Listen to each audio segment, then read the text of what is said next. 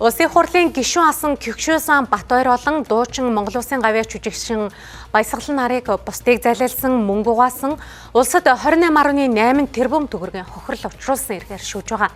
Тэгвэл шүүх хурал өнөөдөр 2 дахь өдрөө үргэлжилж цахилгаан тасарснаар эрх даваа гарагт үргэлжлэхээр боллоо.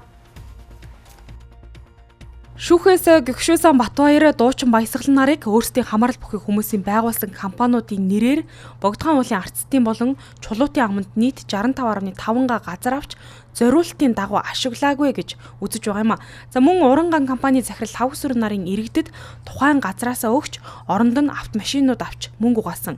За түнчлэн Кюкшүсан Батбаярыг иргэн цэрэнд орчтой хамтран Бүгд найрамдах Хятад улсын иргэнээс 13.9 тэрбум төгрөг. За мөн иргэн болормаатай хамтран засгийн газар яамдын альбан бичгүүдийг хуурамчаар уйлдэж Бүгд найрамдах Хятад улсын иргэнээс 2.8 тэрбум төгрөг залж авсан. Ингэхдээ тус иргэнийг тухайн үеийн ерөнхийлөгч Элбэгдорж тэргүүн шадар сайд Алтан уяг байгаль орчин аялал жуулчлалын сайд ганц сүх нартай уулзуулж мөн улсын хурал засгийн газрын бичиг баримтыг хуурамчаар үйлдсэн гэж үзэж байгаа юм а. Шүүх хурлын үеэр Кюкшүсан Батбаяр дуучин Баясгалан нар тэднийг улс төржүүлэн энэ хэрэгт шалгаж байгаа хэргийг хэрэгсэхгүй болгох хүсэлтэй байгаагаа уламжилсан. Тэгвэл прокуророос Кюкшүсан Батбаяр дуучин Баясгалан нарт 76 хуудас бүхий яллах дүгнэлт үйлдээд байгаа юм а.